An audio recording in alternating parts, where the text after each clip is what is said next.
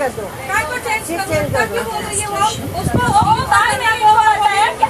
थोड़ा अच्छे से बैठ, थोड़ा अच्छे से बैठो। एक बार बोला और झूठ मत बोलो। इधर बैठ जाओ ना। झूठ मत बोलो। दिख रहा है क्या? झूठ मत बोलो। पैर ऐसा करके बैठते हो। पैर ऐसा वैसा नहीं, यही बैठूंगी। क्यों वहाँ बैठूं? और सीट पे आ रहे तो उनको तकलीफ हो रहा है। अरे तकलीफ मतलब है, इसीलिए बोला है मैंने। शांति से उतर जाइए। शांति ये नहीं है। शांति करके बोला मैंने उसको। मना किया। इज्जत दिया, इज्जत दिया, इज्जत देने वाली हुई है। अभी छोकरी चेंज करेगा ना। मेरा ऑपरेशन हुआ है,